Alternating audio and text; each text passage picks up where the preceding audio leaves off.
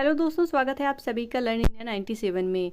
तो आज देखने वाले हम 2019 का बिहार स्टेट का पेपर टीचिंग एप्टीट्यूड का। ठीक है, शुरू करते हैं आज की क्लास को। और आप कमेंट बॉक्स में ज़रूर मुझे बताएं कि आपको ये क्लास कैसी लगी, क्वेश्चन कैसे लगे। और ये प्रीवियस ईयर का ही क्वेश्चन है, तो एक जांच हो जाएगी छोटी सी आपकी कि क्वेश्चन के लेवल कैसे आ रहे हैं। और क्वेश्चन जो अभी 2023 में है ना, वो भी ऐसे ही क्वेश्चन आ रहे हैं, तो आपको ज़्यादा परेशान होने की ज़रूरत नहीं है। आप इस वीडियो को लास्ट तक ज़रूर देखें और अपने आप को, अपनी तैयारी को ज़रूर जांचें कि आप कितने तैयार हो बिहार स्टेट 2023 के एग्ज़ाम के लिए। ठीक है, शुरू करते हैं आज की क्लास को। पहला क्वेश्चन आया था जो एनसीएफ 2005 के अनुसार। एनसीएफ बहुत ज़्यादा इंपॉर्टेंट होता है किसी भी टीचिंग एग्ज़ाम के लिए। जो एनसीएफ 2005 है, इसको ज़रूर पढ़ के जाना चाहिए, वो यूपी टेट हो, सी टेट हो और बिहार टेट हो। किसी भी टेट में, सुपर टेट में इवन क्वेश्चन आता ही है और ये पढ़ना चाहिए आपको। स्पेशली अगर आप कभी सी टेट की तैयारी करो तो एनसीएफ अगर आप पूरा पढ़ लोगे, कभी आपके पास टाइम हो, उसका जो दस्तावेज है उसको आप गूगल से पढ़ सकते हो, कहीं से भी पूरा अगर आप पढ़ लेंगे ना, तो वैसे भी आपकी काफ़ी मजबूत हो जाएगी सीटीपी। ठीक है, क्योंकि ये कंप्लीट कर देती है कि हाँ, अब हमें जो इन्वायरमेंट है वो कैसा बनाना है क्लासरूम का, जो बच्चा है उसको किस नज़रिए से ऐसे देखना है, ये सब आपको ये समझा देगा एनसीएफ। ठीक है, तो आज का क्वेश्चन पढ़ते हैं। एनसीएफ 2005 के अनुसार गणित शिक्षण का मुख्य उद्देश्य है। तो इनमें से जो सी नंबर को आंसर है, समस्या समाधान कौशल का विकास करना, तो ये एकदम सही हो जाएगा क्योंकि ये सबसे बेहतर ऑप्शन है। दूसरा क्वेश्चन है, एक सामान्य बुद्धि का बालक भाषा पढ़ने और समझने में कठिनाई दिखाता है, तो निम्न में से किस लक्षणों को दर्शा रहा है।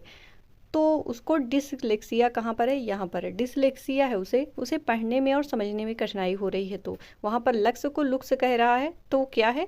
वाज को सौ पढ़ रहा है, तो क्या है, डिसलेक्सिया है। यानी वो पढ़ने संबंधी की समस्याएं हैं वो हो रही हैं उसको। डिसकैलकुलिया गणितीय संबंधी, कैलकुलेट नहीं कर पा रहा। और डिसग्राफिया, ग्राफ नहीं बना पा रहा, यानी लिखने संबंधी। और डिस्प्रेक्सिया होता है शारीरिक, मतलब वो चलने फिरने में दिक्कत हो रही है उसको। ठीक है, यहाँ पर आंसर हो जाएगा डिसलेक्सिया। अगला क्वेश्चन है, सीखी गई प्रक्रिया का समान परिस्थितियों में उपयोग किया जाना कहलाता है। तो ये अधिगम का स्थानांतरण है कि आपने किसी परिस्थिति में कुछ पहले सीखा और उसको उसी तरह की परिस्थितियों में आप यूज कर पा रहे हो, तो ये आपकी जो सीखा है ना, उसका स्थानांतरण हो रहा है। अगला क्वेश्चन है, बाल केंद्रित शिक्षण विधि का मुख्य गुण क्या है। तो इनमें से छात्रों की आवश्यकता एवं रुचि के अनुसार पढ़ाना ही बाल केंद्रित शिक्षण विधि का मुख्य गुण होता है। अगला क्वेश्चन है वेरी सिंपल सा, किंडरगार्टन विधि के जन्मदाता कौन है। तो फ्रॉवेल है, आपको पता है ये वाली बात।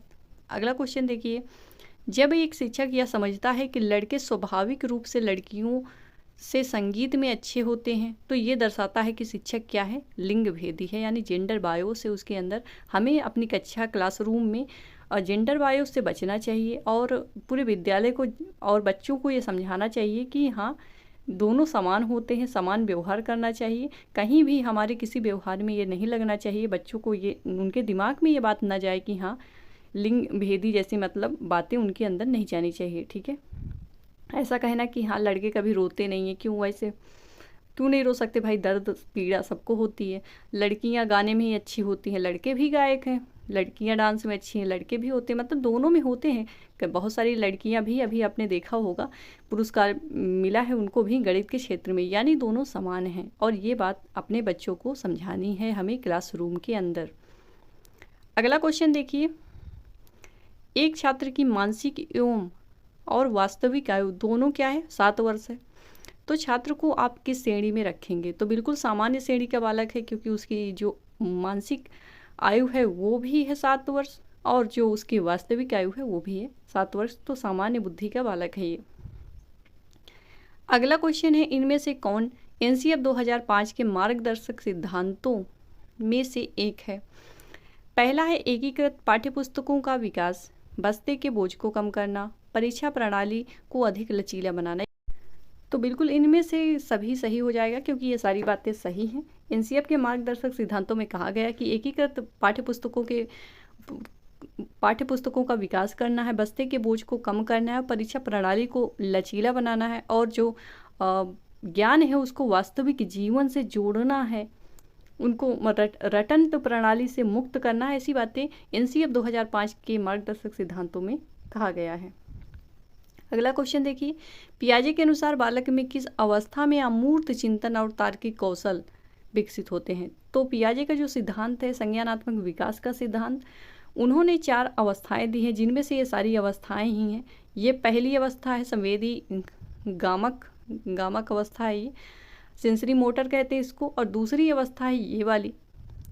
पहली अवस्था है जन्म से 2 वर्ष, इसके बाद दूसरी अवस्था है 2 से 7 वर्ष, तीसरी अवस्था है 7 से 11 वर्ष, और ये लास्ट वाली अवस्था है 11 वर्ष से आगे। तो इसमें अमूर्त चिंतन और तार्किक कौशल विकसित हो जाते हैं। अमूर्त चिंतन ही इसकी विशेषता है, और ये है 4th अवस्था, औपचारिक प्रक्रिया अवस्था। अगला क्वेश्चन है, गणित सिखाने के रचनात्मक उपागम के तहत विद्यार्थियों को प्रेरित किया जाता है। तो इनमें से जो दूसरा ऑप्शन है वो सही है, उदाहरणों के से नियम या सूत्रों का पता लगाना। यानी रचनात्मक बना रहे हैं, यानी वो खुद खोजें, खुद समझें, करके सीखें, इसको महत्व। और जैसे पहला ऑप्शन है त्रुटियों से बचना चाहिए, तो ऐसा तो हम कर ही नहीं सकते। अगर आप सीखने जाएंगे तो गलतियां तो होती हैं, और गलतियां क्या हैं, सीखने का एक हिस्सा है। तो दूसरा ऑप्शन सही हो जाएगा एकदम से। अगला क्वेश्चन देखिए, शिक्षकों को जानकारी छात्रों के सामने स्पष्टता एवं आनंदमय तरीके से रखना चाहिए तथा उन बातों से जोड़ना चाहिए जिनके बारे में शिक्षार्थी, इनमें से कौन सा सही आपको बताना है। पूर्व में से जानते हैं, नहीं जानते हैं, जानने को इच्छुक हैं या फिर नहीं इच्छुक हैं। तो जो सी नंबर सही हो जाएगा कि वो जानने को इच्छुक हैं, जिस चीज़ के लिए वो तैयार हैं तभी वो सीख सकते हैं। अगला क्वेश्चन देखिए, किसी जांच के लिए आप ब्लूप्रिंट तैयार कर रहे हो, तो तैयार करते समय इनमें से किस बात पर ध्यान नहीं रखा जाता? तो प्रकरण यानी टॉपिक ध्यान रखोगे, अनुदेशनात्मक जो उद्देश्य होता है उस पर भी ध्यान रखोगे, प्रश्नों का स्वरूप तो ध्यान रखा ही जाता है, लेकिन जो शिक्षण समय है वो ध्यान नहीं रखा जाता, इसलिए 4th ऑप्शन सही हो जाएगा इसमें।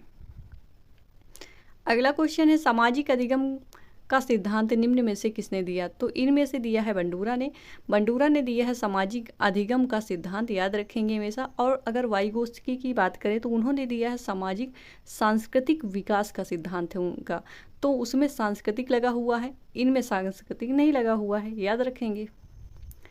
अगला क्वेश्चन है, निम्न में से कौन सी रणनीति मनोवैज्ञानिक सिद्धांतों के सबसे निकट है? तो व्याख्यान विधि। कभी मनोवैज्ञानिक जो विधियां भी आप पढ़ते आए हो अभी तक, कहीं कहा गया कि व्याख्या देकर हम उन्हें रटाएं, भाषण देना, ये गलत माना जाता है। पाठ्य पुस्तक विधि, ये तो और गलत माना जाता है। तो हमें ऐसा ऑप्शन चुनना है जिसमें थोड़ा सा बच्चा क्या हो, एक्टिव हो। बच्चा एक्टिव होगा तभी वो सीखेगा। तो प्रश्नोत्तर विधि सही हो जाती है, क्योंकि इनमें और कोई ऑप्शन है ही नहीं। तो क्योंकि प्रश्नोत्तर करते समय बच्चा एक्टिव है, इसलिए आंसर 4 सही हो जाएगा। अगला क्वेश्चन देखिए, किशोरावस्था की प्रमुख विशेषता नहीं है। तो संवेगों का आधिक्य होता है इसमें, कल्पना मतलब इमोशंस तो बहुत ज़्यादा निकलते हैं, तरह तरह के इमोशंस निकलते हैं। बात कर रहे हैं हम 12 से लेकर 18 वर्ष की। कल्पना की बहुलता होती है इसमें, बहुलता यानी इमेजिनेशन तो भर भर के होता है ना। मानसिक स्वास्थ्य अपने चरम सीमा तक पहुंच जाता है, मानसिक स्वास्थ्य एकदम 100% हो जाता है, बचपन में ही 90% हो जाता है। बाकी जो बचता है वो किशोरावस्था आते आते कंप्लीट हो जाता है। तो जो संचय की प्रवृत्ति है ना, ये नहीं होती। तो आंसर सी सही हो जाएगा इसमें, संचय की प्रवृत्ति नहीं होती। अगला क्वेश्चन है, निम्न में से कौन प्रभावी अधिगम रणनीतियों के उदाहरण हैं? तो लक्ष्य और समय तालिका का निर्धारण करना, संगठन चार्ट और संकल्पनाओं चित्रों का निर्माण करना, और फिर उसके बाद उदाहरणों और गैर उदाहरणों के बारे में सोचना, स्वयं से पूछताछ करना, ये सभी आंसर इसमें सही हो जाएंगे। ठीक है। अगला देखिए, राज्य शिक्षा शोध एवं प्रशिक्षण परिषद बिहार की स्थापना कब हुई थी? तो याद रखेंगे 1981 में इसकी स्थापना होती है। अगला क्वेश्चन देखिए, निम्न में से एक शिक्षक की भूमिका का सर्वश्रेष्ठ व्याख्या करता है? तो इसमें से जो बी नंबर है वो सही है, क्योंकि बाकी सभी में बच्चे सक्रिय नहीं हैं। हमें हमेशा देखना है कि बच्चे अपने आप से सीख रहे हो, बच्चे सक्रिय हैं। अगला क्वेश्चन देखिए, ज्योत्सना अवसर निर्धारित कार्य को छोटे छोटे कार्यों में विभाजित करती है ताकि आसानी से कर सके, तो वह उपयोग कर रही है न्यूनकारिता का, इसे न्यूनकारिता कहते हैं। अगला क्वेश्चन देखिए, ये सारे क्वेश्चन आए हुए हैं, आप ज़रूर मुझे कमेंट करके बताइएगा कि आपको वीडियो किस टॉपिक पर चाहिए। दो छात्र एक ही गद्यांश को पढ़ने के बाद अलग अलग अर्थ के साथ व्याख्या करते हैं, तो यह दर्शाता है कि इसमें सी ऑप्शन सही हो जाएगा। संभव है कि वे विभिन्न कारक अलग अलग ढंग से व्यक्ति के अधिगम को प्रभावित करते हैं, क्योंकि अपने वैयक्तिक विभिन्नता का जो सिद्धांत है आपने पढ़ा ही होगा कि जो दुनिया में जितने भी बच्चे हैं, जितने भी व्यक्ति हैं, सब में विभिन्नताएं भरी हैं। भले वो जुड़वा ही क्यों ना हो, भले वो ट्विंस ही क्यों ना हो, लेकिन सब में विभिन्नताएं हैं। हर बच्चा एक दूसरे से कुछ ना कुछ अलग है, कुछ विशेष है। अगला देखिए, बच्चे नहीं सीख सकते जब तक, तो बच्चे नहीं सीख सकते, इसमें सबसे अच्छा ऑप्शन सी है। आप बाकी ऑप्शन पढ़ लीजिएगा, आप चाहो तो रोक के पढ़ सकते हो।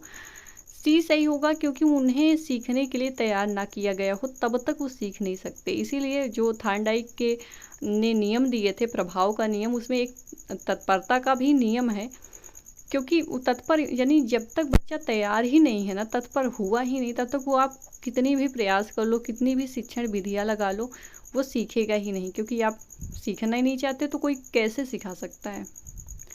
अगला क्वेश्चन है सामाजिकरण।